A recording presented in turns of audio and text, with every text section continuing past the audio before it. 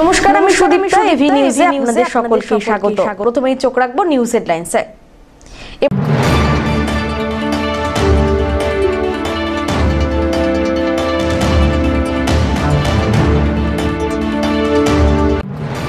প্রায় ৩ বছর বন্ধ থাকার পর অবশেষে পুজোর আগেই খুলে যাচ্ছে ভুটান সীমান্তের চামুচি ইকো পার্ক।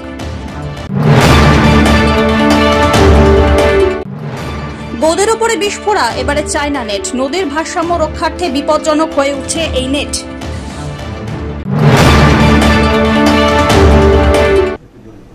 এবার আসছে বিস্তারিত সংবাদে। প্রায় ৩ বছর বন্ধ থাকার পর অবশেষে পুজোর আগেই খুলে যাচ্ছে ভুটান সীমান্তের চামুচি ইকো পার্ক। দীর্ঘদিন বন্ধ থাকায় জঙ্গলে ভরে যাওয়া পার্কটি সাফাই এবং মেরামতির কাজ শুরু করেছে পার্কের দায়িত্ব পাওয়া সংস্থা। এই খবর শোনা মাত্রই খুশির হাওয়া জলপাইগুড়ি জেলার বানারহাটের ভুটান সীমান্তের চামুচি অঞ্চলের ব্যবসায়ী তথা সাধারণ মানুষের মধ্যে। এলাকায় পর্যটন কেন্দ্র গড়ে তোলার জন্য রাজ্য সরকার 2016 সালে এই পার্কটি তৈরি করেছিল, কিন্তু করোনার সময় থেকে ইকো পার্কটির একেবারে মুখ থুবড়ে পড়ার মতন অবস্থা হয়। এরপরেই ধূপগুড়ি ব্লক ভেঙে বানারহাটকে আলাদা ব্লক ঘোষণার পর প্রশাসনিক কিছু সমস্যার কারণে পার্কটির টেন্ডার করতে সমস্যা হচ্ছিল। শেষ পর্যন্ত বানারহাট পঞ্চায়েত সমিতির তত্ত্বাবধানে পার্কটির টেন্ডার করে স্থানীয় এক সংস্থাকে দেওয়া হয়েছে। পার্কটি পুজোর আগেই খুলে যাক, এমনটাই চাইছেন স্থানীয়রা। তো আপনাদের 3 বছর থেকে বন্ধ ছিল, আমাদের দোকান খুলছে ওই আশাতে, কিন্তু চলছে না। এই ইদানিং খুলবে বলে শুনছি, অনেক ভালো লাগতেছে, তার জন্য ধন্যবাদ জানাই। কত বছর ধরে বন্ধ ছিল? 3 বছর বেশি। হ্যাঁ, লকডাউন থেকে এরকম ছিল, তারপর মাঝখানে খুলছিল, তাও বন্ধ হয়ে গেছে। এখন তো শুনছি যে খুলতেছে। আগে পর্যটকরা আসতো এখানে? আসতো, অনেক আসতো, বহু আসতো যখন খোলা ছিল। হ্যাঁ, বহু আসতো। তো এখন তো বন্ধ, এখন পর্যটকরা না আসাতে আপনাদের ব্যবসার দিক থেকে কতটা সমস্যা? অনেক সমস্যা, অনেক সমস্যা মানে দারুণ সমস্যা। পাশেই তো ভুটান, পাশে ভুটান আছে। হ্যাঁ, ভিউ টিউ ভালো আছে, পাহাড় টাড় আছে, নদী নালা আছে, সব কিছু আছে, দেখতে সুন্দর জায়গা আছে, কিন্তু কি করবো, মানে পর্যটকরা না আসাতে আপনাদের ব্যবসার দিক কতটা সমস্যা? অনেক সমস্যা, বহু সমস্যা। তো এখন তো পার্ক খুলবে যেটা শোনা যাচ্ছে, খুলবে বলে আমরা খুশি আছি। দেড় মাসের মধ্যে খুলবে না, এটা মানে দেখেন, ইকো পার্কটা এটা চামুচির একটা অ্যাসেট। এটা পশ্চিমবঙ্গ সরকার থেকে পঞ্চায়েত সমিতি, তারপরে ট্যুরিজম বা গ্রাম পঞ্চায়েত থেকেও ড্রেন ফ্যান অনেক কাজ হয়েছে। মাঝখানে আপনারা সব জানেন কি যে করোনা পিরিয়ড ছিল, তখন গোটা ট্যুরিজমটাই নষ্ট হয়েছে। তারপরে যারা এই এজেন্সিরা যারা অপশনে নিয়েছিল তারা ভালো করে চালাইতে পারলো না। এরপরে এই টেন্ডারটা শেষ হওয়ার পরে আপনারা জানেন ধূপগুড়ি আমাদের ব্লক ছিল, তারপরে বানারহাট ব্লক হয়েছে, বাইফার্কেশন হয়েছে। টেকনিক্যালি মানে ব্লক ভাঙার পরে, মানে বানারহাট একটা নতুন ব্লক হওয়ার পরে এই পঞ্চায়েত সমিতির আন্ডারে এই যা নতুন পঞ্চায়েত সমিতি বানারহাট হয়েছে, এই 2-2.5 বছর মাঝখানে এটা বন্ধ ছিল, অপশন হয়েছিল। তো এটা প্রেসের বন্ধুরাও এরা অনেকবার খবর করেছে, আমরা রাজনৈতিকভাবে সামাজিকভাবেও অনেকবার চেষ্টা করেছি। তারপরে কিছুদিন আগে এটা টেন্ডার হয়েছে, অপশন হয়েছে, একটা এজেন্সি এই পার্কটা পেয়েছে। এখন পার্কটা কাজ চলতেছে। এটা যদি ফ্লুয়েন্টলি যদি চলে, চামুচিবাসীদের জন্য খুব ভালো হবে, বা বাইরে থেকে টুরিস্টরা আসবে। নিশ্চয় টুরিস্টরা আসলে পরে আমাদের অর্থনৈতিকভাবেও আমাদের লাভ হবে। আর আমাদের সেই জায়গাটা একটা ব্রিজের একটা দরকার আছে, সেটা আমরা অনেক ডিপার্টমেন্টকে বলেছি। আশা করি এটাও নিশ্চয়ই হবে, যেহেতু সরকার অনেক কাজ করতেছে। গ্রামবাসীরা খুশি আছে, এতদিনের পরে এই কাজটা আগাইছে। কতদিন লাগবে চালু হতে? পুজোর আগে কি চালু হবে? কি আমার মনে হয় এই দুর্গাপূজার আগে এটা চালু হয়ে যাবে। আপনারাও নিশ্চয়ই গিয়েছেন। সব্যসাচী মজুমদারের রিপোর্ট, এভি নিউজ।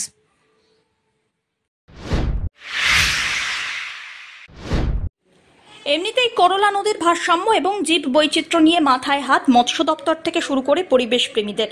তার উপরে নদীর মধ্যে বেড়ে ওঠা কচুরিপানায় নাভিশ্বাস খোদ নদীর। গোদের ওপরে বিস্ফোরা চায়না নেট। শুক্রবার সকালবেলায় করলা সমাজপাড়া ঘাট সংলগ্ন নদী বক্ষ থেকে উদ্ধার হলো চায়না নেট। এদিন জলপাইগুড়ি শহরের এক সমাজসেবী সংগঠনের তরফ থেকে এটি উদ্ধার হয়। জানা গিয়েছে এই নেটে নদীর বড় মাছের সঙ্গে সব ধরনের ছোট এবং গভীর জলে থাকা মাছও আটকে যায়। ফলে জলের জীববৈচিত্র্য ব্যাপকভাবে ক্ষতিগ্রস্ত হয়, এমনকি নির্মূল হয়ে যেতে পারে মাছের প্রজন্ম। তবে কে বা কারা এই নেট লাগিয়েছে তার হদিশ মেলেনি। এর আগে এই ধরনের মাছ ধরার জাল করলার বুকে মেলেনি বলেই খবর। পরিবেশপ্রেমী সংগঠনের সদস্য জয়ন্ত কর জানান, খবর ছিল নেটের সাহায্যে করলায় মৎস্য শিকার চলছে। এদিন তা উদ্ধার হয়। মৎস্য দপ্তরের হাতে জাল তুলে দেওয়ার ব্যবস্থা করা হলো। তো আমরা অ্যাকচুয়ালি কি জাল বলে এটাকে দীপাঞ্জন? ট্র্যাপ জাতীয় জাল বলে এটাকে। এই জাল এই নদীতে কোনোদিন কেউ ইউজ করেনি আজ অব্দি। কেন? এটা হচ্ছে মাছ মারার জন্য। কে বা কারা করেছে এটা তো আমরা জানি না। আমরা মাছ মারার জন্য তো জাল এমনি তো নরমালি ব্যবহার হয়, তো এই ক্ষেত্রে এটার বাধা কেন? এটা বাধা হচ্ছে এটাতে সমস্ত ছোট মোটো যত মাছ আছে, যে একদম নতুন প্রজাতির মাছগুলো পর্যন্ত অ্যারেস্ট হয়ে যাচ্ছে। এটা তো এখন ডিম দেবে। মানে আপনারা কি চান তাহলে? এই জাল যাতে নদীতে জানা হয়, টোটালি ব্যান্ড হয়ে যাক, সরকার থেকে যেন ব্যান্ড করে দেয়। জাল কি জাল বলে এটাকে কি জাল বলে? ট্র্যাপ নেট বলে। কি করবেন এখন? এটাকে এখন বাজেয়াপ্ত করে আমরা ভাবছি যে ফরেস্ট ডিপার্টমেন্টকে জানিয়ে দেবো এটা ব্যাপারটা। ফরেস্ট দপ্তর না মৎস্য দপ্তর? মৎস্য দপ্তরকে জানাতে পারি। আপনার নাম? অমিত বণিকের রিপোর্ট, এভি নিউজ।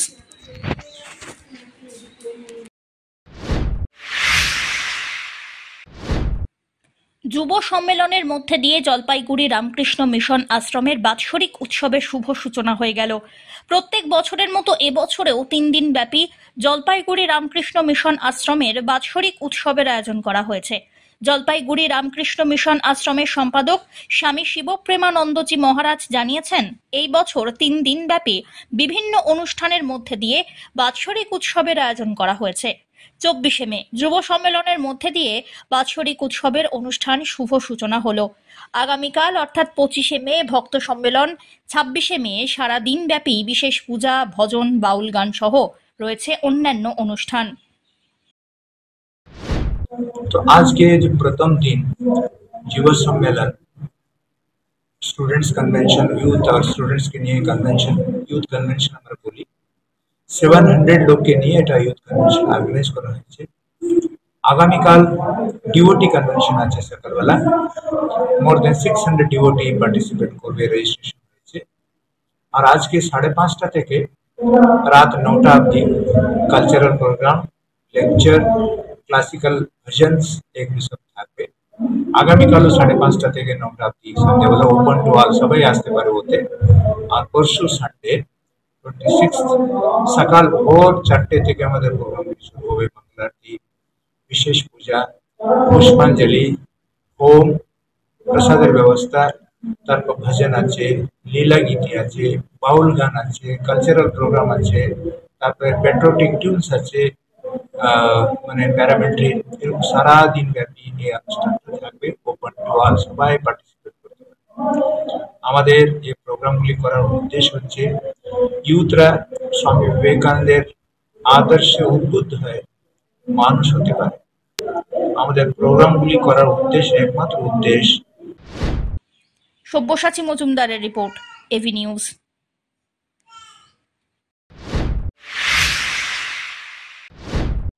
আবারও লোকালয় থেকে উদ্ধার করা হলো এক বিশালাকার অজগর সাপ। শুক্রবার ধূপগুড়ি মহকুমার সোনাখালী সংলগ্ন চামড়া গুদাম এলাকা থেকে অজগরটি উদ্ধার করা হয়। জানা গিয়েছে, খাবারের লোভে এদিন অজগরটি ছাগলকে আক্রমণ করেছিল। ছাগলের চিৎকারে স্থানীয়দের নজরে পড়ে সাপটি। খবর ছড়িয়ে পড়তেই অজগর দেখতে ভিড় জমান মানুষ। খবর দেওয়া হয় বন দপ্তরে এবং পরিবেশ প্রেমীদের। খবর পেয়ে এলাকায় পৌঁছন পরিবেশ প্রেমী অনিকেত চক্রবর্তী এবং বনকর্মীরা। এরপরেই তারা দীর্ঘক্ষণের প্রচেষ্টায় প্রায় 12 ফুটের অজগরটিকে বাগে আনেন। এরপরে এলাকা থেকে অজগরটি উদ্ধার করে পরবর্তীতে জঙ্গলে ছেড়ে দেওয়া হয় বলে খবর। ধূপগুড়ি সোনাখালী চামড়া গোদাম এলাকা থেকে আমাদের কাছে একটি কল আসে যে ওখানে একটি বড় অজগর বেরিয়েছে। খবর পাওয়া মাত্র আমাদের টিমের সদস্য, আমরা যারা আছি, আমরা সেখানে ছুটে যাই। গিয়ে ডিপার্টমেন্টও ছিল, তো গিয়ে দেখতে পাই সাপটি প্রায় 12 ফুট আর ওজন প্রায় 40 কেজি। সাপটিকে ঘন্টাখানেকের চেষ্টায় ফরেস্ট ডিপার্টমেন্টের সাথে যৌথ উদ্যোগে সাপটিকে রেস্কিউ করি ও নিরাপদ ফরেস্টের একটি নিরাপদ স্থানে তাকে ছেড়ে দেওয়া হয়। ধীমান রায়ের রিপোর্ট, এভি নিউজ।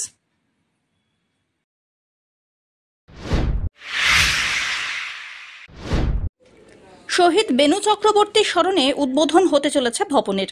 আগামী 25শে মে নকশালবাড়ি দিবসে জলপাইগুড়ির মোহিতনগরে শহীদ বেনু চক্রবর্তীর স্মরণে বেনু ভবনের শুভ সূচনা করা হবে। জলপাইগুড়ি প্রেস ক্লাবে সাংবাদিক বৈঠক করে এমন কথাই জানালেন সিপিআইএমএল প্রভাবিত শাখা সংগঠনের সদস্যরা।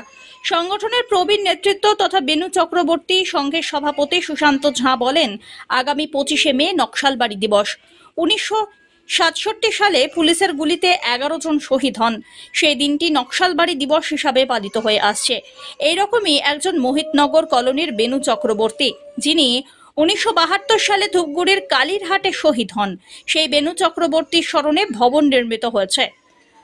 1986 সালে সিপিআইএমএল এর নেতৃত্বে মোহিতনগর কলোনির পার্শ্ববর্তী এলাকায় উদ্বাস্তু পুনর্বাসন দপ্তরের অধীনস্থ অবৈধ মালিকানার বেশ কিছু জমি দখল করে ভূমিহীন বাস্তুহারাদের মধ্যে বণ্টিত হয়। বেনুর নামে সেই বসতির নাম রাখা হয় বেনুনগর। দীর্ঘদিনের প্রয়াস চালিয়ে সেই বেনুনগরে বেনু চক্রবর্তীর নামে ভবন নির্মিত হলো। এই বছর 25শে মে নকশালবাড়ি দিবসে বেনু ভবনের উদ্বোধন হতে চলেছে। ওই দিন বেনু চক্রবর্তী তথা বিপ্লবী আন্দোলনের শহীদদের প্রতি শ্রদ্ধা নিবেদন করা হবে। পাশাপাশি আরো জানা গিয়েছে, জলপাইগুড়ি সেই সময় যারা শহীদ হয়েছিলেন তাদের ছবি সংগ্রহ করে ভবনে সাজিয়ে রাখা হবে। ভবনটি সেখানকার সাধারণ মানুষ যাতে সামাজিক বিভিন্ন অনুষ্ঠানে ব্যবহার করতে পারেন সেই দিকেও দেখা হবে। এদিন এই বিশেষ কর্মসূচিতে উপস্থিত ছিলেন সরোজ ঘোষ, অমল রায় প্রমুখ।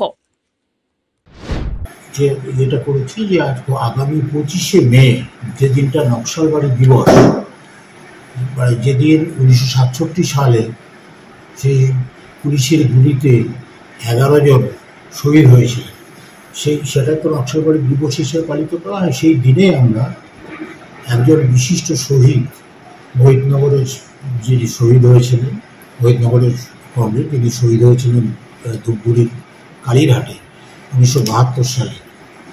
তো সেই কর্মে বেনু চক্রবর্তীর স্মরণে একটি ভবন নির্মাণ করা হয়েছে বেনু নগর বলে একটি জায়গা। এর আগেই সেটা কিছু জমি দখল করে সিপিআইএমএল এর নেতৃত্বে সেখানে তার নাম দেওয়া হয়েছিল বেনু নগর। সেই বেনু নগরে একটা ভবন তৈরি করা হয়েছে, সেটা নির্মিত হয়েছে, সেটা উদ্বোধন করা হবে আগামী 25শে মে নকশালবাড়ি দিবসে। সেই উপলক্ষেই আজকে আমরা এখানে মিলিত হয়েছি। একটা ভবন তৈরি করেছে এবং সেখানে বিভিন্ন জলপাইগুড়ির যে বিভিন্ন শহীদ যারা হয়েছে, যেমন এখানে প্রাণকৃষ্ণ জলপাইগুড়ি শহরের বুকে তাকে গুলি করে মারা দেওয়া হয় প্রকাশ্য দিবালোকে। তো এরকম বহু মানুষকে গুলি করে মেরে দেওয়া হয় প্রকাশ্য দিবালোকে। তো সেই সমস্ত শহীদ বা যারা জীবন দিয়েছেন, যারা এই মানুষের জন্য কাছে প্রাণ দিয়েছেন, তাদের ছবিগুলোকে আমরা সংগ্রহ করে আমরা চেষ্টা করবো যে সেই বেনু ভবনের মধ্যে সাজিয়ে রাখতে।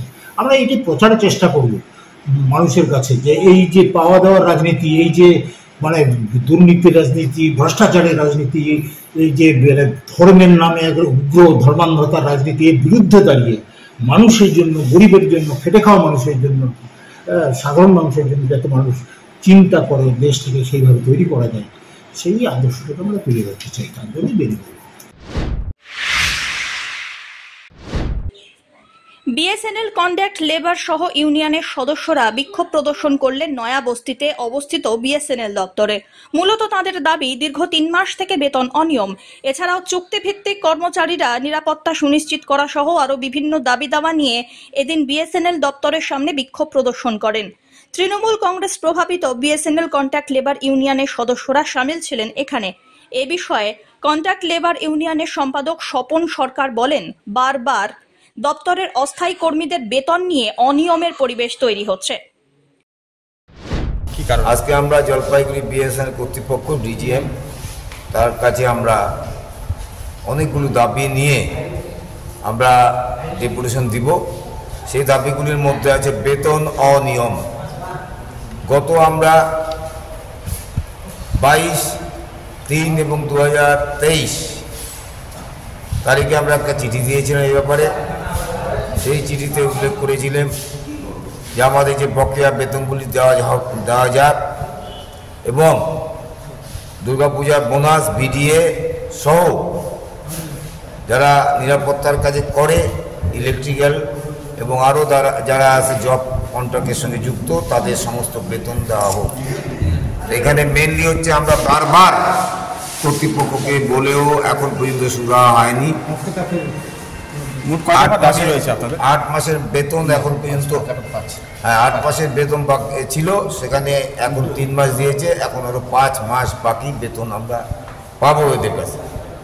এবং আরও যেটা দুঃখজনক ঘটনা, ইলেকট্রিক্যালে যারা কাজ করে সেই কাজের থেকে যেটা কেন্দ্রীয় সরকারের নির্ধারিত যে মজুরি বা হাজিরা আছে গ্যাজেট অনুসারে, সেই গ্যাজেটকেও ভায়োলেশন করছে।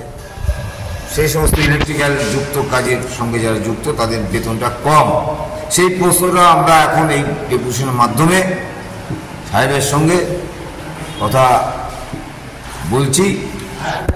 তাছাড়া যে সমস্ত 100 জন সুইপার জলপাইগুড়ি জেলার ব্যাপী অর্থাৎ এই ডিভিশন আন্ডারে বেলাকোপা, রাজগঞ্জ, জলপাইগুড়ি, নাগরাঘাটা, মাল, আলিপুরদুয়ার, বীরপাড়া, হাসিমারা সহ ওদলাবাড়ি এলাকার বিভিন্ন যে শ্রমিক বন্ধুরা কাজ করে সেই জায়গাটায় 100টা সুইপার ছিল বিএসএনএলের। সেই 100টা সুইপার, একটা সুইপারও নাই। আমরা ধিক্কার জানাই বিএসএনএল কর্তৃপক্ষের বিরুদ্ধে, আমরা ধিক্কার জানাই কেন্দ্রীয় সরকারের বিরুদ্ধে। আজকে অফিসগুলি দারুণ অবস্থা খারাপ, আজকে ক্যাজুয়াল কন্ট্রাকচুয়াল শ্রমিকরাই কাজ করে। তাই এই বিভিন্ন দাবি নিয়ে অমিত বণিকের রিপোর্ট, এভি নিউজ।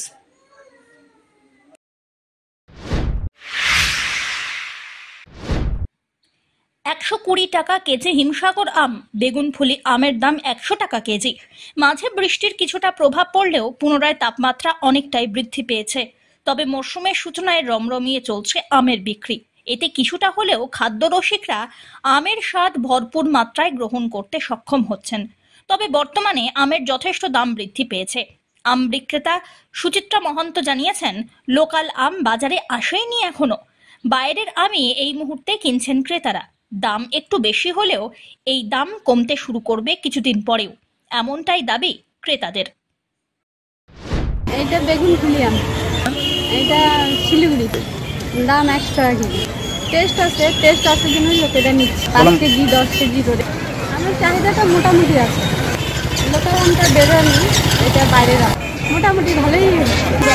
দাম তো মানে কমার কথা না, হিমসাগরও আছে 120 টাকা কেজি, মোটামুটি ভালোই। ধীমান রায়ের রিপোর্ট, এভি নিউজ।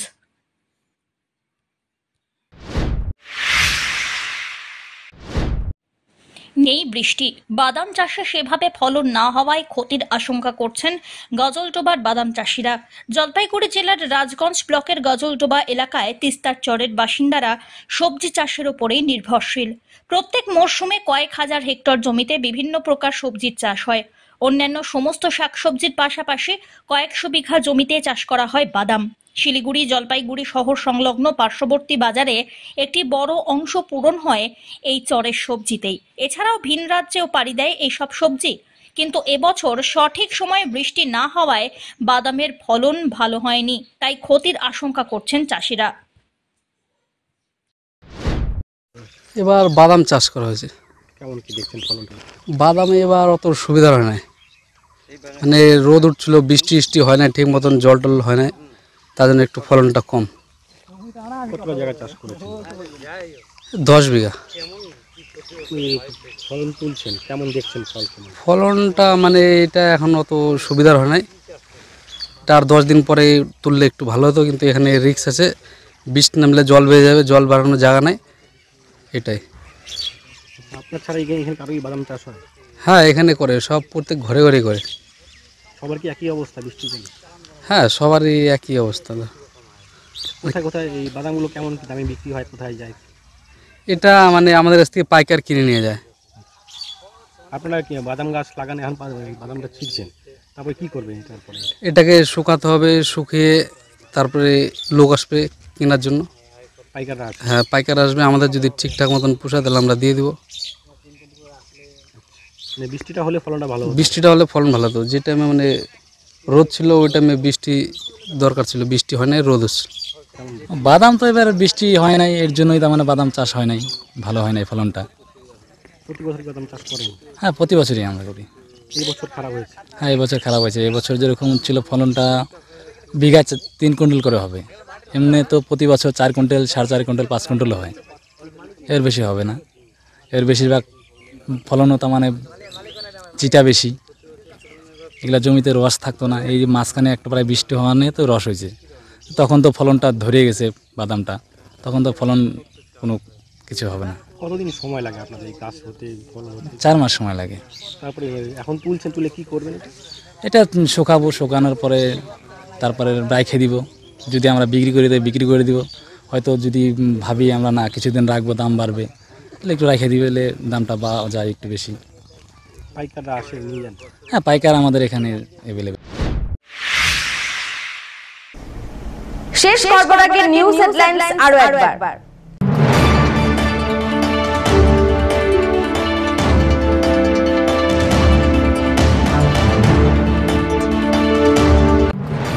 প্রায় 3 বছর বন্ধ থাকার পর অবশেষে পুজোর আগেই খুলে যাচ্ছে ভুটান সীমান্তের চামুচি ইকো পার্ক।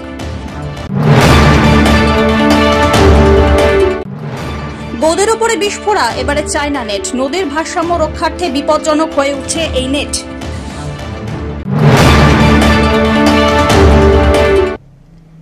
এখনকার মতো নিউজ এ পর্যন্তই। পরবর্তীতে আসছি আরো সংবাদ নিয়ে, দেখতে থাকুন আমার বিশেষ। নমস্কার।